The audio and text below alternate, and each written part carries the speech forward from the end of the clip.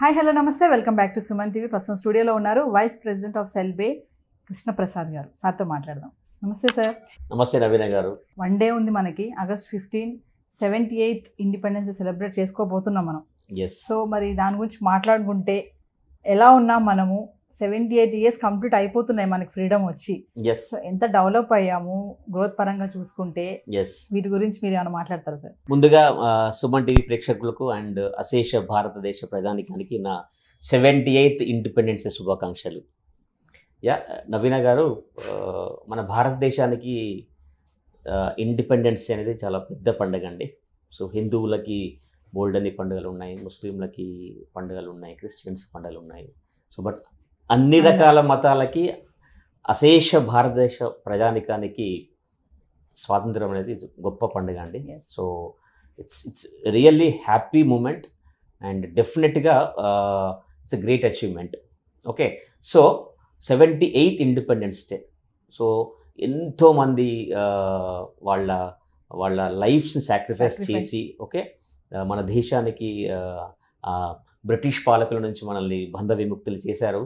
So it's great achievement. Over a period of time మనం grow అవుతూ వస్తున్నాము.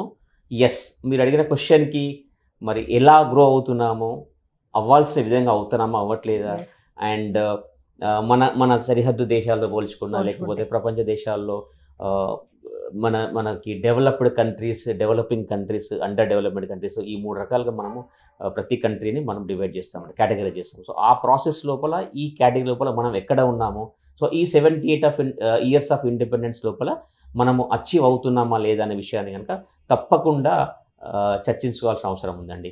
Sir, ఇప్పుడు చూస్తే మనకి స్వతంత్రం వచ్చింది 1947, చైనాకి 1949. అంటే మధ్యలో 1 year గ్యాపే ఉంది.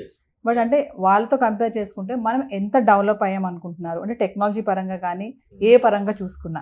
ఎస్, చైనా ఇండియా రెండింటిని వాళ్ళ గ్రోత్ రేట్ కంపేర్ చేసుకుంటే డెఫినెట్గా అది చాలా పెద్ద సబ్జెక్టు. మనం దాని గురించి చాలా కూలంకుషంగా చర్చించాల్సి ఉంటుంది.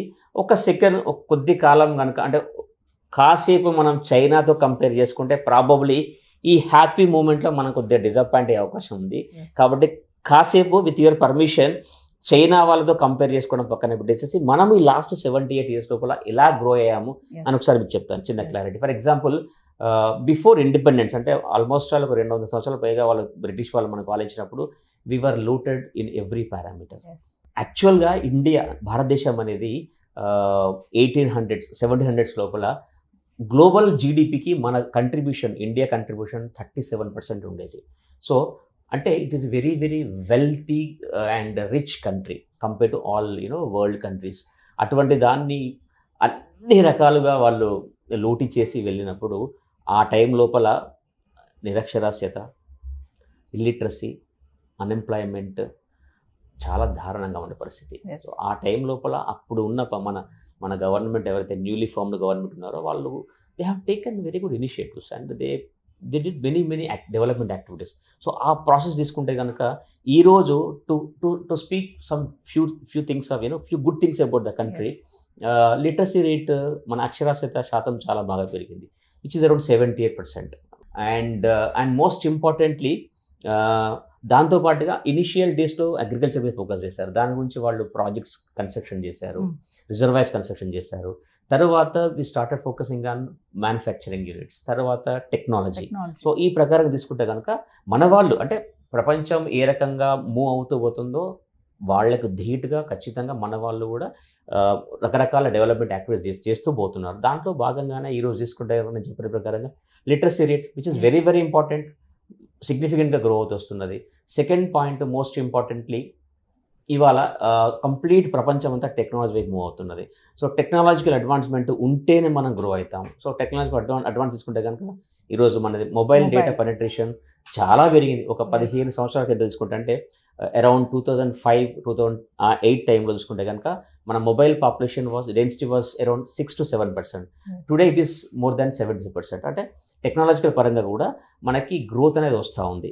అండ్ డేటా అంటే మనకి మనం నెట్వర్క్ యూజ్ చేసి చూస్తారు కదా, అది చాలా ఇంపార్టెంట్ ఉంది. సో అది కూడా రూరల్ పెనిట్రేషన్ కూడా బాగా పెరిగింది. సో టెక్నాలజికల్గా తీసుకుంటే కూడా మన India par with, if not par with, but సిగ్నిఫికెంట్గా గ్రో అవుతూ వస్తున్నారు. సో టెక్నాలజీ పరంగా చూసుకుంటే మరి చాలా వచ్చింది, టెక్నాలజీ యూజ్ చేస్తున్నారు.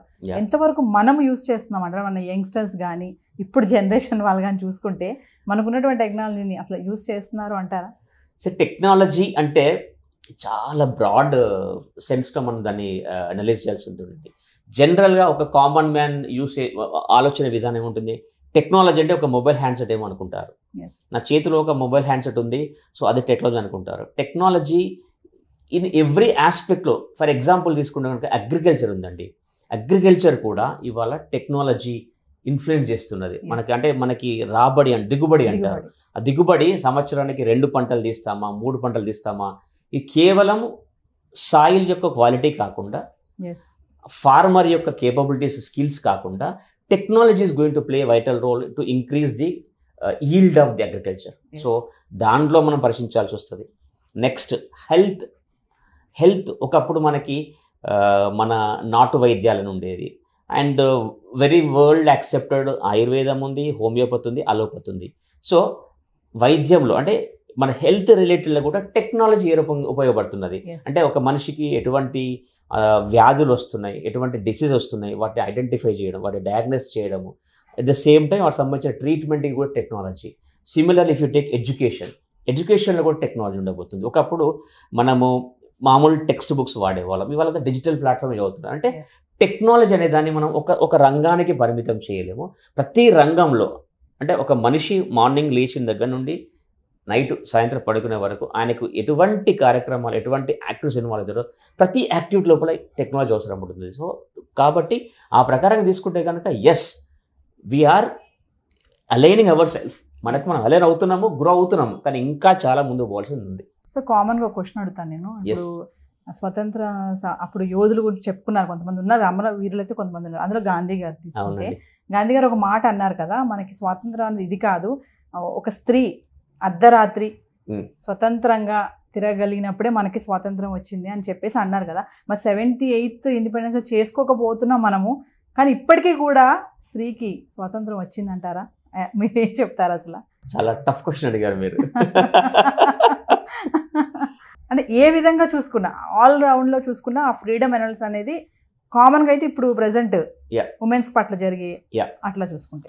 సో మీరు అడిగిన క్వశ్చన్కి కొద్దిగా లోతుగా మనం కనుక అనలైజ్ చేస్తే ఫస్ట్ మనము స్వాతంత్రం అంటే ఏంటో అర్థం చేసుకోవాలి. స్వాతంత్రం అంటే ఏంటో అర్థం చేసుకోవాలి. స్వాతంత్రం అంటే this is my perception. So I may be right to others or I may be wrong to others, but as per my perception స్వాతంత్రం అంటే ఫ్రీడమ్ అంటే నాకు నచ్చినట్టుగా బ్రతకడము, ఇంకొక వాళ్ళకి ఇబ్బంది కాకుండా, దట్ ఈస్ స్వాతంత్రం. సో ఈ ప్రాసెస్ లోపల ఆడవాళ్ళకి స్వాతంత్రం వచ్చిందా, అర్ధరాత్రి ఒంటరిగా నడిచి వెళితేనే ఆడవాళ్ళకి స్వాతంత్రం వచ్చింది అని మనం డిఫైన్ చేస్తే I cannot really say anything the point. ఈరోజు కనుక మనం ఒక్కసారి ఆ విషయాన్ని పక్కన పెట్టి మన మేల్ డామినెంట్ సొసైటీ లోపల ఈరోజు కనుక ఉమెన్ రోల్ తీసుకుంటే కనుక there is a great improvement. ఈరోజు ప్రతి ఇంట్లో కూడా ఆడవాళ్ళు చాలా బాగా చదువుకుంటున్నారు. They are getting into businesses, they are getting into very big jobs, they are into మన డిఫెన్స్లో ఉన్నారు. So what I'm trying to say, ఒకప్పుడుతో పోల్చుకుంటే కనుక ఈరోజు లేడీస్ ఉమెన్ ఒక రోల్, ఒక పాత్ర అనేది కేవలం ఒక ఇంట్లో ఉండే ఒక హోమ్ మేకర్లా, ఒక అమ్మ పాత్రే కాకుండా ఇంకా చాలా రకాల పాత్రలు తను పోషిస్తున్నది. It's a significant improvement. So మనం ఏం చేద్దాము, గాంధీ గారు చెప్పారు, 100% ఒప్పుకుంటాను నేను, అర్ధరాత్రి ఒక ఉమెన్ స్వతంత్రం తిరిగింది, ఎటువంటి ఇష్యూ లేకుంటే స్వతంత్రం అనుకుందాము. అట్ ద సేమ్ టైం దాంతో పాటుగా ఎన్నో రకరకాల రంగాల లోపల వాళ్ళు రాణిస్తున్నారు, and in fact they are leading. So మీ క్వశ్చన్కి నేను సూటిగా ఆన్సర్ చెప్పకపోవచ్చు, కానీ నా ఆన్సర్ వచ్చేసి మాత్రం ఈరోజు కనుక తీసుకుంటే మేల్ కంటే కూడా probably women are playing equal significant role on కొన్ని ఏరియాలో they are playing superior role than men. So so అది మీరు డిసైడ్ చేయాలి ఇంకా. సో ఏదైనా మీరు కొంచెం అంటే చమత్కారంగా చెప్తున్నారు, చెప్తున్నారు వచ్చింది అన్నట్టు రానంటట్టుగా చెప్తున్నారు. బేసికల్ ఎలా ఉంటుందంటే మేడం నవీన గారు, గ్రోత్ అనేది ఎలా ఉంటుందంటే కంపారిజన్ తో వస్తుంది. వీడు నాకంటే బలంగా ఉన్నాడు అంటాం మేము, ఓకే, వీడు నాకంటే ఎత్తుగా ఉన్నాడంటాం, అంటే నాకంటే అంటే కంపారిజన్ వస్తున్నది. ఆ గ్రోత్ అనేది ఎలా మనము మెజర్ చేస్తాము, కంపేర్ చేసి మెజర్ చేస్తాము. సో సిమిలర్లీ వీళ్ళు తీసుకుంటే, విమెన్ గురించి తీసుకుంటే కనుక ఒకప్పుడు ఎలా ఉండేది, ఇప్పుడు ఎలా ఉంది, there is significant growth, there is significant improvement. So కాబట్టి అర్ధరాత్రి స్వతంత్రం వచ్చిందా లేదా అని క్వశ్చన్ చేసుకోవడం కంటే కూడా ఏ రకంగా రాణిస్తున్నారు, వాళ్ళ రోల్ ఎంత సిగ్నిఫికెంట్ గా మన కంట్రీ కూడా ఉందని ఊహించుకుంటే కనుకుంటే చాలా బాగుంటుంది. ఇంకొకటి చూసుకుంటే ఫైనల్ గా ఇప్పుడు 78th ఇండిపెండెన్స్ సెలబ్రేట్ చేసుకుంటున్నాం మనము.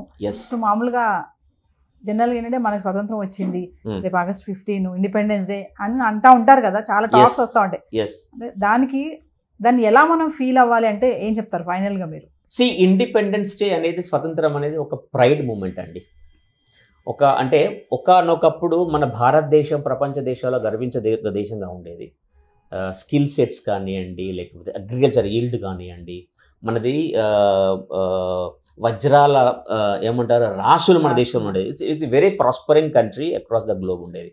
అటువంటి టైంలో సో మనము we are looted by many countries. ఇనిషియల్గా మొఘల్స్ వాళ్ళంతా వచ్చారు, తర్వాత బ్రిటిష్ వాళ్ళు వచ్చారు. సో వీళ్ళందరి నుంచి కూడా మన వాళ్ళు ఫైట్ చేసి no, we want to bring back our the prosperity back అని చెప్పేసి మనం అంత కష్టపడి చేసినప్పుడు, సో ఇది ఒక తప్పకుండా గొప్ప మూమెంట్ అండి, గొప్ప సమయం కూడా. సో నా ఉద్దేశం ఏంటంటే ఇక్కడ we should feel proud of this. అంటే మనం ఈరోజు అంత గొప్పగా సాధించుకున్నందుకు తప్పకుండా ప్రౌడ్గా ఫీల్ అవుదాము. కానీ అంతకంటే ఎక్కువ నా ఉద్దేశం ఏంటంటే ఒక బాధ్యతగా ఫీల్ కావాలి. It's a responsibility. స్వాతంత్రం అనేది ఒక రెస్పాన్సిబిలిటీ.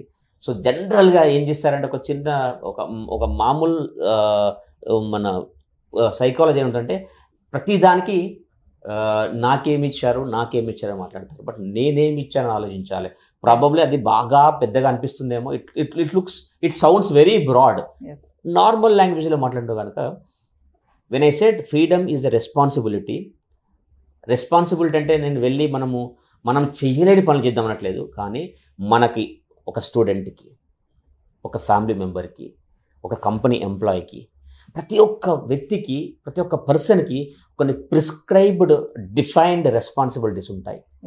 ఆ రెస్పాన్సిబిలిటీస్ని మనం ఏ రోజు కూడా నెగ్లెక్ట్ చేయకుండా ఆ రెస్పాన్సిబిలిటీస్ కనుక మనం ఫుల్ఫిల్ చేస్తే మన ఇండియాకి మనం కంట్రిబ్యూట్ చేసినట్టే. So as you rightly asked, it's a very good question అండి. Freedom is a responsibility. Similarly, every citizen of the country has the defined responsibilities. మనం చదువుకున్నాం చిన్నప్పుడు, ఆదేశ సూత్రాలు అని చెప్పేసి ఉంటాయి మనకు సోషల్లో. సో ఆ రెస్పాన్సిబిలిటీస్ ఏమన్నాయో వాటిని మనం తోచా తప్పకుండా కనుక ఫుల్ఫిల్ చేస్తే that is the greatest contribution for the countries growth. Thank you, sir. Thank you.